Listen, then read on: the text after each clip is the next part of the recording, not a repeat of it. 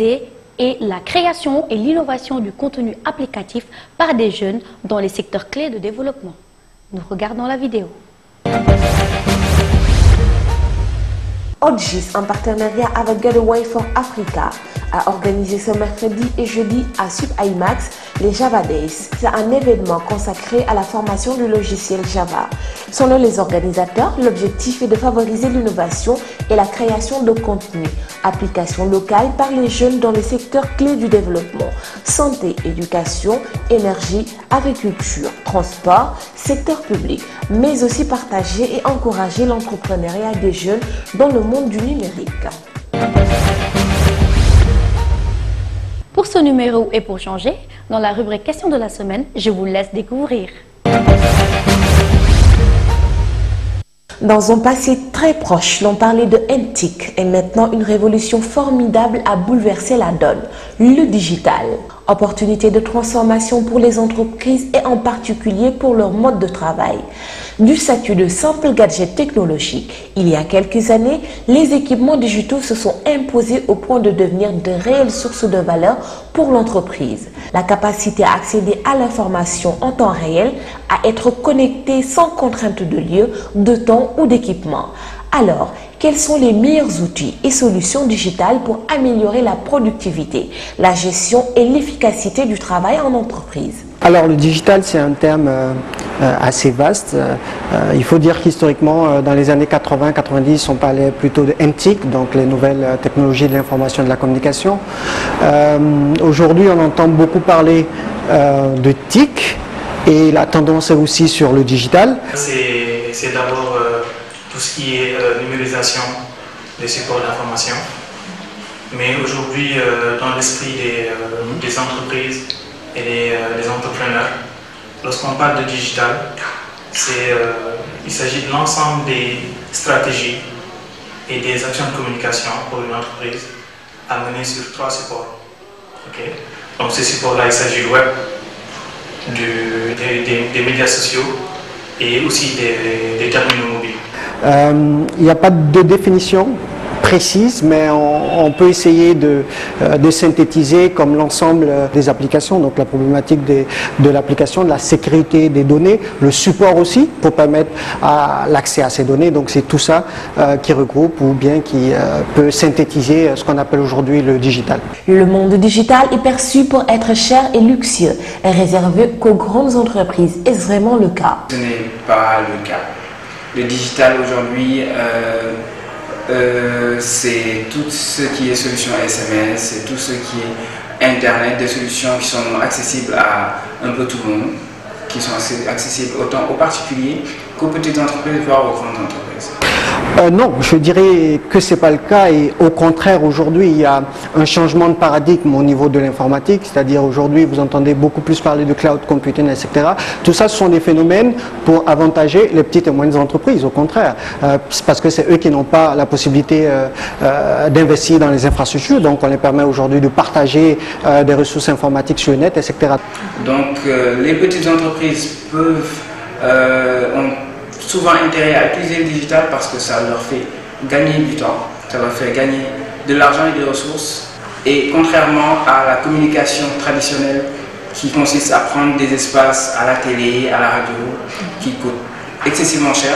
Et même tous les mastodontes au niveau de l'informatique, on peut les citer, que ce soit Google, que ce soit Microsoft, Dell, IBM, etc., Oracle, ont toujours des produits spécifiques ou bien dédiés aux petites et moyennes entreprises. Donc aujourd'hui, on ne peut pas parler de luxe en termes de digital. Les petites et moyennes entreprises ont-elles la possibilité d'en tirer profit et comment? Quelles solutions pour quel type d'entreprise? Les solutions les plus adaptées pour les PME aujourd'hui sont celles qui sont orientées cloud.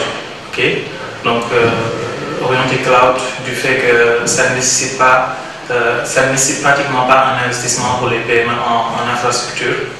Et donc ces solutions cloud offrent largement des fonctionnalités adaptées aux PME, okay? Des fonctionnalités comme l'accès à la messagerie professionnelle, la communication instantanée, que ce soit audio ou vidéo, okay? Avec des fonctionnalités comme les visioconférences, etc. si les petites et moyennes entreprises doivent donc profiter de ce changement de paradigme, comme on l'a dit tout à l'heure, et on a aussi dit que ces mastodontes de l'informatique ont des applications bien dédiées, ce qui fait qu'aujourd'hui, il y a des applications donc autour du numérique pour tout type d'entreprise, alors que vous soyez une entreprise individuelle, donc pas encore de bureau dans votre maison, il y a des applications disponibles pour vous gérer votre comptabilité, marketing. Aujourd'hui, une entreprise qui essaie de mettre en place une plateforme qui va travailler avec les agriculteurs un peu partout dans le Sénégal, le fait de les lier à des solutions SMS qui sont à la disposition de tous aujourd'hui, le taux de pénétration. Il y a des applications au même standard que pour les grandes entreprises qui sont aussi disponibles pour les petites et moyennes entreprises à des plans beaucoup plus abordables. Maintenant, il y a des applications, c'est au chef d'entreprise ou bien à la direction de cette entreprise de voir quelle est la bonne application pour la taille de l'entreprise qu'on est en train de gérer actuellement. L'informel, le manque de formation et la connectivité sont-ils de véritables contraintes pour les petites et moyennes entreprises? Si oui, quelles sont les alternatives alors? Le manque de formation et la connectivité représentent certes une réelle contrainte. Alors, peut-être le second plutôt que le premier, c'est-à-dire peut-être la connectivité peut être vue comme un frein, mais je ne pense pas que la formation, parce que le digital aussi, l'avantage c'est que il vient aussi avec tous ces outils qui vont permettre aux employés de petites et moyennes entreprises de mieux se former. La grande contrainte reste toujours l'accès à Internet. Donc c'est un gros chantier, je pense, sur lequel il va falloir travailler. Je pense que le Sénégal, pour avoir fait quelques pays, n'est-ce pas, dans la sous-région, je pense qu'on est bien loti quand même, mais je pense que les investissements restent à faire. Mais c'est à nous de créer la demande et je pense que les autres démembrements, que ce soit l'État, etc., vont travailler pour que l'Internet pour tous soit une réalité. Quels sont les meilleurs outils reconnus sur les marchés qui boostent la productivité et l'efficacité en entreprise? Alors aujourd'hui, il existe une panoplie d'outils orientés cloud. Alors je vais en citer trois principaux. Alors le plus en vue aujourd'hui à l'état où je vous parle, c'est Google Apps. Donc nous avons aussi Google Apps est propulsé par Google, comme vous le savez. Il existe aussi la solution qui s'appelle Office 365, qui est propulsée par Microsoft. Mais il existe aussi d'autres outils qui sont open source donc que toute personne peut télécharger, déployer, intégrer pour son entreprise. Alors il suffit de faire un tour sur Google, vous verrez que Google ou un autre moteur de recherche, vous verrez qu'il y a beaucoup d'applications, plusieurs, et même on en classe même par année des meilleures applications conseillées pour booster la productivité. Y a-t-il des solutions digitales développées localement pour répondre aux besoins locaux avec les contraintes de connectivité que l'on vit? Aujourd'hui, pas à ma connaissance. Je n'ai pas d'infos sur une solution locale qui a été développée. Il faut dire que depuis quelques années, il y a un écosystème, n'est-ce pas, aussi bien d'informaticiens, mais aussi bien de ceux qui sont dans les métiers, qui sont en train de créer de plus en plus d'applications qui répondent aux besoins non seulement des entreprises locales, mais aussi des organisations. Une application qui est créée au Sénégal doit répondre aux besoins, aux objectifs d'une entreprise qui est installée en Thaïlande, en France ou aux États-Unis. Le problème se situe pas en fait au niveau de l'expertise locale. Donc je juge qu'actuellement au Sénégal nous avons une communauté de développeurs, nous avons des prestataires qui sont assez mûrs pour offrir ce genre de service. Je pense qu'aujourd'hui, il ne faut pas essayer de trop localiser certaines applications, en tout cas à ce qui correspond des besoins des entreprises. Malgré les contraintes, la transformation digitale bouleverse la vie de chacun d'entre nous. Elle a un impact sur nos attentes en tant que clients et salariés. Les entreprises se remettent en question et modifient leur façon de travail. Alors juste une question, l'avenir du digital dans le monde du travail.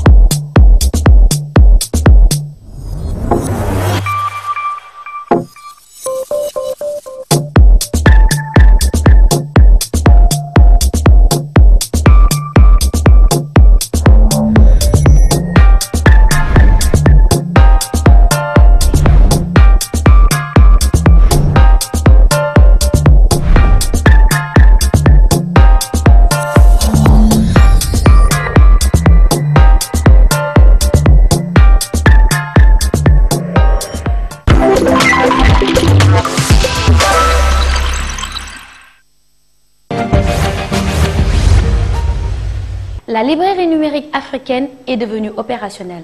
Pendant ce temps, l'ABAD finance l'université africaine virtuelle. Tout ça dans l'actu en bref. Atelier de formation à l'utilisation de la plateforme d'enseignement à distance Moldé.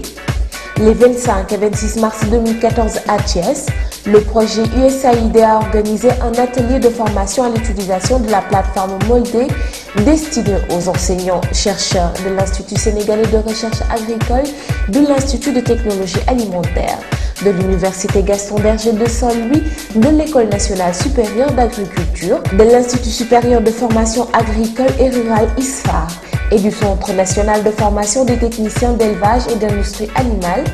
L'objectif de l'atelier était d'accompagner les enseignants-chercheurs dans l'utilisation de la plateforme de formation à distance Moldé en tant qu'outil de pédagogie. Le 27 mars 2014, la Banque africaine de développement BAD a signé un accord de prêt d'environ 2,5 milliards de francs CFA avec le gouvernement du Sénégal, afin de financer le projet d'appui à l'Université virtuelle du Sénégal. Le prêt accordé au Sénégal permettra la construction du siège de l'Université virtuelle du Sénégal, le réforme des capacités, la construction et l'équipement de 5 espaces numériques ouverts à Dakar, Kaolack, Saint-Louis, Thiès et Ziguinchor. Qui n'a jamais été en galère de batterie de téléphone? Nous sommes tous pressés et le plus souvent, nous ne prenons pas assez de temps pour charger nos smartphones. Résultat, batterie déchargée ou on se trimballe toujours avec notre chargeur dans notre sac. Aujourd'hui, grâce à la start-up israélienne, nous avons StoreDot. Qu'est-ce qu'il fait? Une chose absolument amazing, il vous charge votre smartphone en 30 secondes et top chrono. C'est à l'occasion du congrès Microsoft Thanks Next 2014 que StoreDot, une start-up israélienne, a dévoilé son prototype de batterie à charge ultra rapide basée sur la nanotechnologie. Cette technologie pleine de promesses va peut-être changer la vie de processeurs de smartphones, de tablettes tactiles ou de n'importe quel appareil électrique portable, et sans parler de votre voiture électrique. Seulement 30 secondes suffisent pour charger complètement un smartphone. StoreDot va cibler dans un premier temps le marché des smartphones et garder en tête celui des batteries pour voitures électriques. Mais pour l'automobile, de nombreux défis techniques sont encore à relever. La production de masse de batteries de smartphones issues de ces technologies est prévue pour la fin de l'année 2016. Pour comprendre la vidéo qui va suivre, messieurs, dames, il va vous falloir absorber la notion de réalité augmentée. C'est une technologie qui vous permet d'incruster en temps réel et de manière réaliste des objets virtuels en 2D ou 3D. Tout ça pour en venir où? Très simple. Messieurs, dames, vous allez bientôt être capable d'essayer vos futurs meubles en réalité augmentée avec Simagine.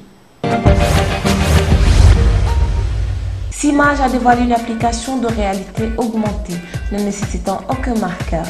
Ici, pas de trait qu'à imprimer sur une feuille pour voir apparaître un meuble virtuel parfaitement intégré dans l'intérieur de sa maison ou de son appartement. L'utilisateur n'a qu'à installer une seule application pour visualiser les catalogues des fournisseurs. La technologie de Simage utilise la caméra de smartphone ou de la tablette pour scanner en permanence l'environnement et positionner le meuble en 3 dimensions dans la pièce où se trouve l'utilisateur.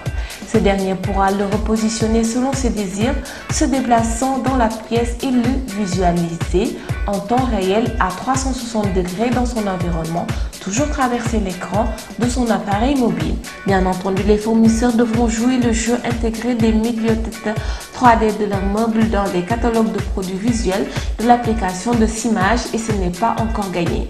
Pour le moment, un test Simage devrait commencer à diffuser cette application dans les prochaines semaines. Une imprimante robot miniature qui se loge dans un tout petit sac et qui vous accompagne et qui imprime sur une feuille blanche avec des roues omnidirectionnelles. Je l'ai vu. Croyez-moi, je l'ai vu. Vous ne me croyez pas? Regardez. À l'ère de la multiplication des échanges électroniques et de la dématérialisation des documents, il est encore parfois nécessaire d'imprimer sur une bonne vieille feuille de papier A4. De nombreuses applications pour smartphones, tablettes et laptops nous permettent de transmettre et d'imprimer nos documents sans fil via Wi-Fi sur l'imprimante connectée la plus proche. Oui, mais quelle imprimante? La petite équipe de Zulta Lab propose une approche bien différente. Une imprimante robot miniature qui loge dans un petit sac et qui imprime en se déplaçant sur une feuille de papier blanche grâce à des roues omnidirectionnelles. Pour imprimer, rien de plus facile. Il suffit d'envoyer un document via Bluetooth depuis un smartphone, une tablette ou un ordinateur portable. Pour le moment, cette petite imprimante de poche permet d'imprimer le document uniquement en noir et blanc. Ce numéro prend fin ainsi. C'est toujours un plaisir de vous présenter les dernières nouvelles tech dans le monde et dans notre si cher Sénégal. En attendant, je vous dis à bientôt.